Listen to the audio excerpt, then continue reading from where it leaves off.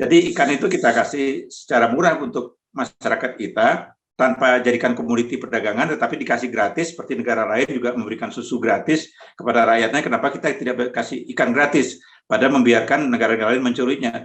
Jadi perlu satu keputusan-keputusan politis, pemihakan oleh pemerintah. Bagaimana itu terkait dengan kearifan lokal.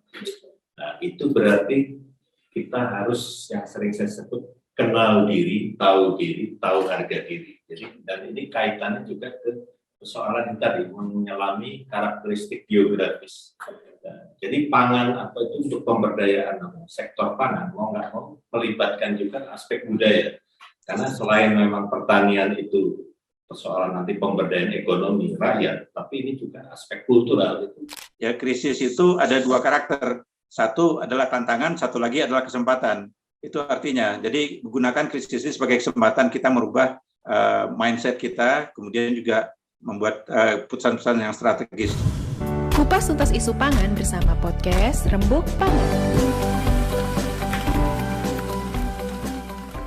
Ukraina itu sebenarnya benturan hegemoni gitu dari negara-negara besar yang tadinya unipolar kemudian menjadi multipolar, dan kelihatan semakin kesini semakin ada kekuatan-kekuatan baru, terutama pada ekonomi. Tapi militer itu kan akan mengikuti ekonomi ya, kalau falsafahnya Jepang kan, Fukoku Kyohei itu sejahtera dulu, kaya dulu, kemudian nanti militer akan mengikuti kayak Cina sekarang menjadi kekuatan ekonomi terbesar nomor 2 dunia setelah Amerika.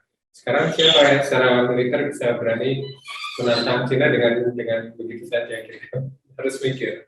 Gitu. Nah sekarang persoalannya adalah Indonesia ini mau kemana? Kita tuh seolah-olah kejepit di antara dua kekuatan, antara kekuatan Barat yang di Asia Pasifik itu ada AUKUS secara militer, tapi juga secara ekonomi kita seperti terombang-ambing. Di satu sisi kita juga ikut obornya Tiongkok gitu, tapi di sisi lain juga ini seperti ada di tengah-tengah, apakah ini sebuah strategi ataukah ini keadaan yang kejepit gitu. Nah terus apa yang kita pelajari dan untuk ke depan, bagaimana caranya supaya semua warga negara Indonesia ini punya akses terhadap pangan atau artinya bisa makan. Dalam situasi yang berubah ya. Yang kedua juga Mas Hamdi memperdalam soal iklim. Seperti kita tahu perubahan iklim ini sekarang Juni menjelang Juli, tapi hujan terus setiap hari. Dan banyak ahli yang mengatakan kalau perubahan iklim itu akan membawa kita lebih banyak kepada kesulitan karena produksi pangan itu juga akan terganggu. Kemudian banyak orang-orang yang menjadi miskin gitu. Karena terutama yang di pesisir itu kan akan terancam. Mereka harus berganti pekerjaan, nggak bisa jadi nelayan, kemudian menjadi buruh. Tapi kan berganti pekerjaan tidak semudah itu. Nah, sementara sekarang dalam dunia yang berubah, Amerika dan Cina itu lebih pada persaingan. Cina itu kontribusinya 28% terhadap gas emisi rumah kaca, kemudian Amerika 14%. Harusnya mereka kerjasama sekarang bersaing dan melupakan persoalan-persoalan iklim. Oke, silakan Mas Hanfini. Apa yang mesti kita lakukan di Indonesia ini? Ya, pertama tadi disebutkan akan terjepit di antara Amerika sama Cina. Sebetulnya justru tidak terjepit. Kalau kita bisa memainkan kartu, kita tanya kepada diri sendiri ya, ada nggak negara lain, negara tetangga atau negara superpower rela Indonesia dikuasai oleh satu negara lain? Kalau tidak, berarti kita bisa memainkan kartu. Katakanlah, apakah Indonesia akan dikuasai oleh Cina? Pasti Amerika tidak mau. Indonesia akan dikuasai oleh Amerika? Pasti Cina nggak mau. Jadi kita harus bisa memainkan posisi. Kita tidak akan terjepit kalau kita tahu keunggulan kita, kelebihan kita. Bagaimanapun dengan posisi strategis geografis yang ada, itu menjadi satu kekuatan sekaligus kelemahan, tergantung leadership kita, bagaimana kita mengambil sikap.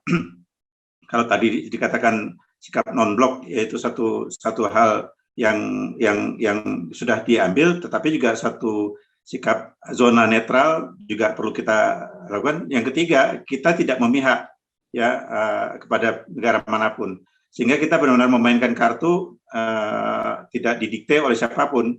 Kalau misalnya mau diarahkan ke arah Cina, ya saya kira di Jakarta pun ada yang kelompok lobby Amerika pasti akan berusaha untuk menyuarakan kepentingan Amerika. Kemudian kalau misalnya dengan pro Singapura, pro Australia, kita bisa tahu lah banyak alumni yang walaupun dia tidak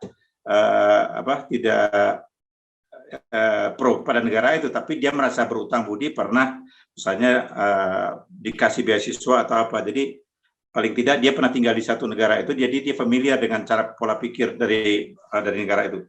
Itu akan mempengaruhi opini kita di Indonesia. Tapi sekali lagi jangan mau dijepit. Intinya kita bikin mereka yang mau menjepit kita itu berantem duluan, habis energi mereka dulu. Jadi kita merasa paling aman. Itu satu hal yang perlu kita catat. Kedua, dari sisi perubahan iklim ya.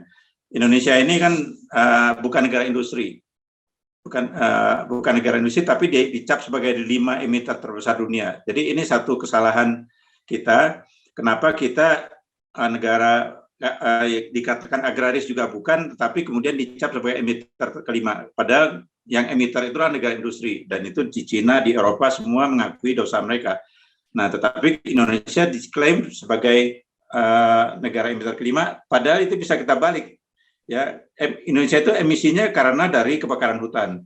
Kalau kita stop kebakaran hutan, artinya masyarakat yang tinggal di sekitar hutan itu kita berdayakan, bukan pengusaha yang mengoperasikan izin usaha hutan yang kita berdayakan. Otomatis kebakaran hutan akan berhenti karena masyarakat akan menjaga.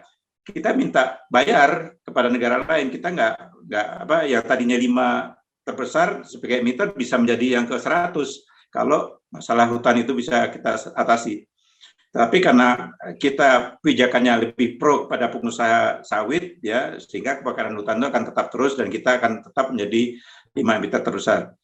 Tapi yang lebih tragis lagi, Indonesia itu adalah tidak mengapresiasi apa yang ada.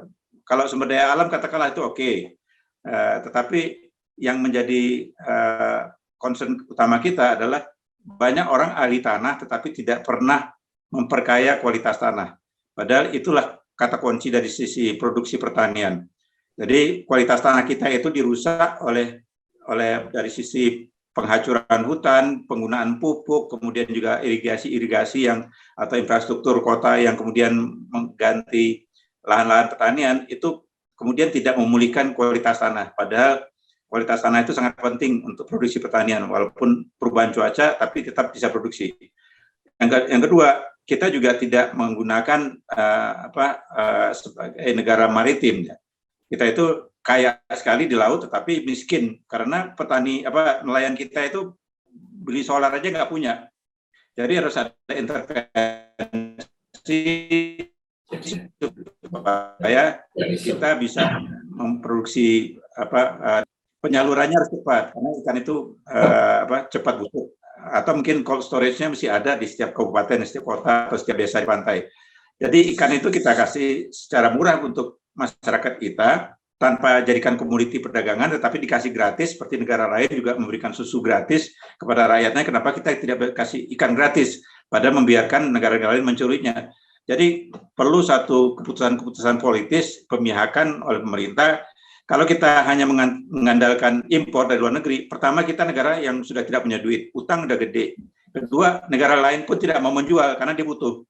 Jadi kita harus berubah pola pikir, ya, yang tadinya kemudian iklim dianggap sebagai beban, kita jadikan itu sebagai kekuatan. Posisi Indonesia dianggap sebagai akan kejepit, kita gunakan sebagai bargaining position. Ketiga, kualitas tanah kita jangan dicekoki oleh pupuk-pupuk kimia, dan kemudian infrastruktur kita bukan infrastruktur hijau, ya, karena sejak dibangun sama Belanda sampai sekarang ya dipertahankan tapi tidak berubah jadi infrastruktur hijau.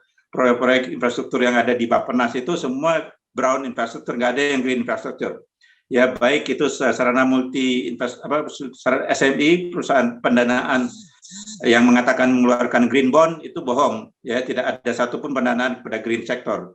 Jadi kita selalu bermain dalam kata-kata, tapi realitasnya tidak seperti itu. Dan yang terakhir, pemihakan ini harus penting. Bagikan ikan itu secara gratis. Pemda harus punya cold storage, ya, karena itu adalah salah satu cara kita bertahan dalam krisis pangan. Jadi kalau di Eropa dia bagikan keju, susu, bahkan di Amerika, di California dibikin jeruk gratis, asal produksi pertanian tetap tumbuh. Kenapa tidak? Kalau kita kan nelayan tidak bisa ke laut karena nggak ada solar, ya. Kemudian dibiarkan nelayan dari Cina, dari Vietnam masuk ngambil mencuri, dan kita untuk mengejar kapal mereka aja nggak punya kapal yang sanggup untuk mengejar. Itulah kesalahan-kesalahan kita yang mungkin dalam saat krisis ini juga menjadi kesempatan. Kalau kita belajar bahasa Mandarin, ya krisis itu ada dua karakter. Satu adalah tantangan, satu lagi adalah kesempatan. Itu artinya, jadi menggunakan krisis ini sebagai kesempatan kita merubah mindset kita, kemudian juga membuat putusan-putusan yang strategis. Saya kira itu Mas Hendro, karena waktunya mungkin sudah lewat. Ya, Mas Hanafi, tapi yang Mas Hanafi sampaikan itu tadi berat loh sebenarnya, karena itu butuh keberanian, ya kan? Termasuk tadi supaya kita nggak terjepit di antara kedua-duanya, kita manfaatkan itu butuh keberanian dulu, butuh nyali. Nah, nyali itu sekarang ada apa enggak? Tapi ada satu hal yang penting ya Mas, dicatat 19 Mei 2022 itu yang kemarin di UN Security Council meeting di New York itu David Beasley, Executive Director of the World Food Program itu bilang kalau Indonesia termasuk salah satu negara yang akan mengalami krisis pangan, gitu. Oke. Nah itu satu catatan yang sekarang terjadi. Ada kemungkinan seperti itu pada Indonesia. Itu benar apa enggak? Yang kedua, ada nggak nyali kita untuk melakukan itu tadi semua ya? Jangankan soal aja nggak selesai, apalagi soal yang gede-gede. Kecepit di antara dua pemain besar. Mas Rami, habis itu Mas Hendrajit. Ini ada nggak? Udah Pak, nanti di akhir.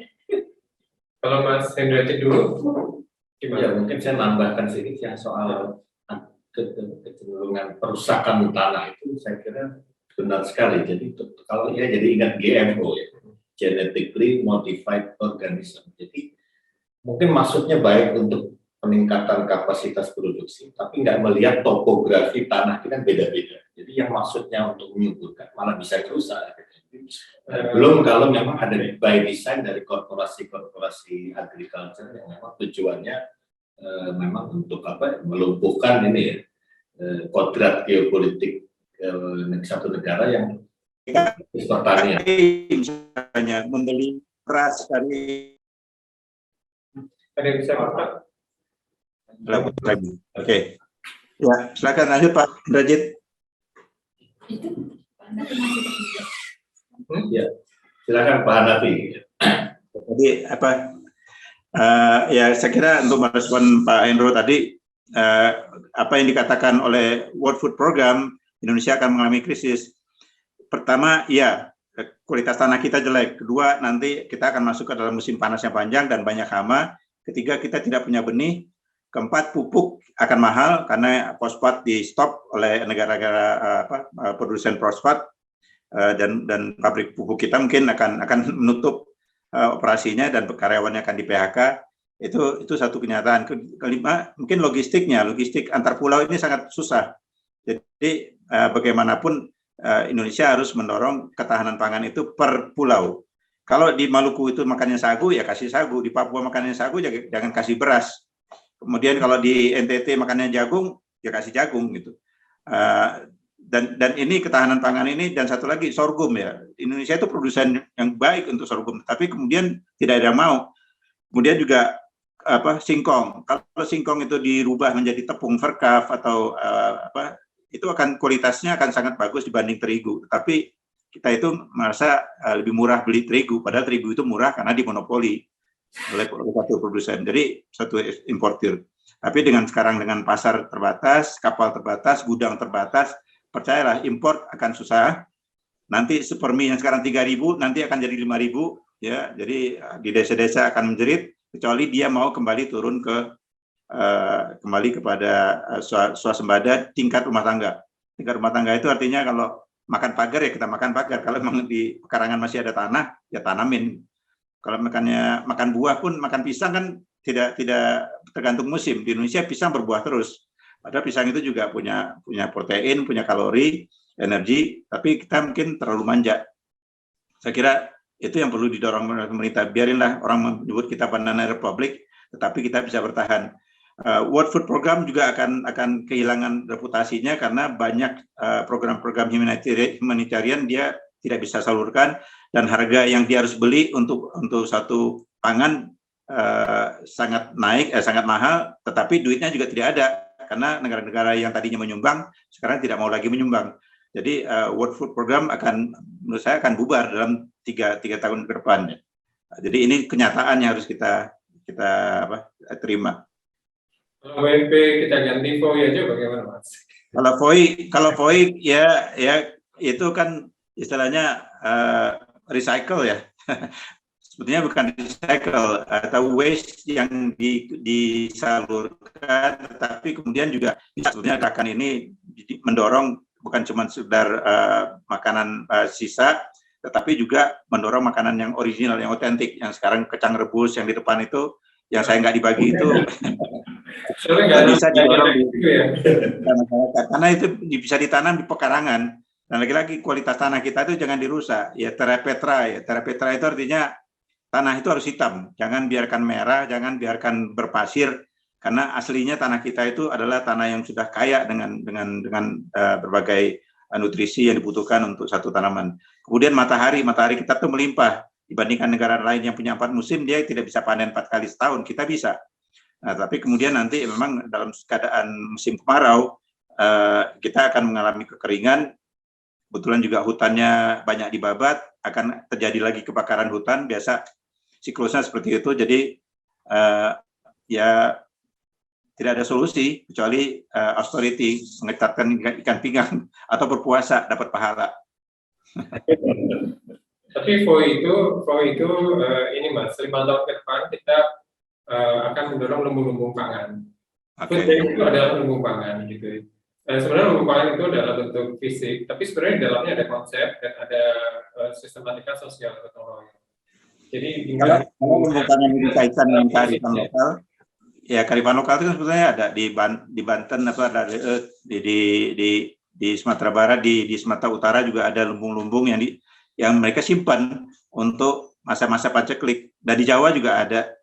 Saya kira itu FOI bisa menggali kembali kearifan lokal yang dilupakan orang. Ini karena modernisasi kita itu kan salah kaprah, padahal kita sudah punya kearifan lokal. Jadi kalau di Papua, di Maluku itu punya sasi, kenapa sasi ini tidak didorong? Jadi kearifan ini membuat ketahanan pangan itu sangat tinggi, dan FOI saya kira bisa berperan di situ. Ya tidak hanya sekadar untuk menyalurkan makanan sisa lagi, tapi sudah mulai dengan kombinasi berbagai pakar yang ada, ini bisa membuat sebuah strategi besar buat Indonesia. Saya kira nggak cukup hanya dengan terbatas operasinya, ini harus bisa masuk ke sektor yang dikatakan pengambil keputusan. Saya kira ini yang perlu didorong, dan saya kira dengan tim pakar yang ada di sini itu akan membantu menyuarakan kepada pengambil keputusan. Nggak cukup hanya bermain kecil kalau kita ingin merubah. Jadi FOI cita-citanya besar, tetapi kalau sekarang gerakannya masih sporadis, ya kita bisa paham lah karena masih baru. Tetapi harus ada juru bicara untuk bisa kepada pengambil kebijakan, pengambil keputusan. Saya kira Bung Hendrajit bisa bersuara bahwa FOI ini bisa seperti World Food Program, ya bukan hanya sekedar humanitarian, tetapi juga bicara sustainabilitas, bicara ketahanan, ketahanan dari sisi security, keamanan, juga mengatasi konflik, karena nanti konflik itu kan karena perebutan pangan dan perebutan air. Jadi peran FOI ini nggak hanya dilihat dari segi penyaluran makanan. Saya kira harus ada satu gambaran bahwa FOI itu bisa menjangkau banyak orang dan menciptakan lapangan kerja, menciptakan ketahanan sosial, kerentanan sosial, karena orang-orang yang tadinya berpikir dia tidak bisa makan, ternyata dengan bergabung dengan FOI, ya dia akan melihat ternyata masih banyak yang senasib, dan dia nggak mau menunggu nasibnya tambah hancur, ikut bergabung. Terlalu normatif kalau disampaikan dalam sesi podcast ini, tetapi kalau misalnya kita duduk sama-sama, kita bisa rangkai suatu strategi, dan juru bicaranya sudah ada di sini ya, Bung Hendrajit, dan Mas Hendro sendiri tinggal ngomong sama yang saatnya kita bermain besar karena cita-citanya besar. Oke, lanjut. Closingnya. Ya, Apa kita punya nyali, apa yang mesti kita lakukan? jadi kembali ke TOR yang telah dirumuskan oleh teman-teman POI kemarin yang bagian dari undangan, ya itu kan intinya nanti bagaimana itu terkait dengan kearifan lokal. Nah, itu berarti kita harus yang sering saya sebut kenal diri, tahu harga diri. Jadi dan ini kaitannya juga ke persoalan yang tadi menyelami karakteristik geografis. Nah, jadi pangan atau itu untuk pemberdayaan sektor pangan mau nggak mau melibatkan juga aspek budaya. Karena selain memang pertanian itu persoalan nanti pemberdayaan ekonomi rakyat, tapi ini juga aspek kultural itu. Dan ini success story beberapa negara membuktikan ini harus matching antara pertanian sebagai economic commodity, tapi juga dalam aspek kultural. Nah, terkait dengan itu, saya kira geopolitik sebagai ilmunya ketahanan nasional sangat diperlukan juga untuk menjadi ilmunya ketahanan pangan gitu kan, di dalam konteks ini. Apalagi tadi Pak Hanafi sudah menyinggung tentang beberapa daerah karakteristik yang harus potensi sagu atau di jagung di beberapa daerah, apa itu kan berarti terkait juga pentingnya geopolitik untuk mengenal diri, mengetahui diri, dan akhirnya juga mengetahui harga diri kita. Nah, di dalam modalitas itulah kita jadi akan punya kepercayaan diri juga untuk berhubungan dengan luar negeri dalam membangun kerjasama, kemitraan, dan kolaborasi yang sifatnya setara dan saling menguntungkan. Karena non-blok itu, ini juga sekaligus mempertajam yang tadi Pak Haryo sampaikan, bukan sekedar netralisme atau pasifisme, tapi proaktif proaktif dan juga konstruktif di dalam membangun kebijakan-kebijakan alternatif yang membuat blok yang bertarung itu juga memperhitungkan kita sebagai kekuatan tersendiri. Dan di dalam konteks era pergeseran tren global sekarang ini, saya kira itu juga menjadi penting untuk menjadi bagian integral kita berhubungan dengan atau merespon perkembangan dunia internasional, dan dengan sendirinya juga concern POI dalam konteks pemberdayaan sektor pangan atau ketahanan pangan itu juga akan dengan sendirinya juga ikut terintegrasi di situ sebagai bagian dari ketahanan nasional. Saya kira itu saja, dan terima kasih sudah diundang Pak Hendro dan juga teman-teman di POI, juga Mbak Wida juga yang ada di ruangan ini juga. Ikut cawe-cawe ya. Ya, saya kira terima kasih. Assalamualaikum warahmatullahi wabarakatuh. Ini yang baca. Oke. Apa nih Pak? Ya, jadi Sobat POI semua tadi juga sudah dijelaskannya oleh Pak Hanafi, Pak Hendrajit, bahwa ternyata memahami kondisi geopolitik ini sangat penting ya, karena ternyata kondisi pangan kita ini adalah dipengaruhi oleh masalah geopolitik karena setiap negara ini terhubung seperti itu. Ya, seperti satu hal lagi, ikhtiar kita untuk beberapa tahun ke depan mendorong kemakmuran dan melalui pangan lokal gitu. Jadi seperti pesan tadi Pak Presiden, untuk yang setuju dengan kita, perjuangan kita, apa tadi? Ya, pencet apa tadi? Tombol merah. Oh ya, tombol merah. Okay. Dan juga share podcast ini. Like and subscribe. Betul. Gitu, Mas Hanafi, ada lagi terakhir? Nggak ada. Nggak, kalau nggak kita tutup untuk salat maghrib bersama-sama ya. Di tempat masing-masing. Ya. Oke.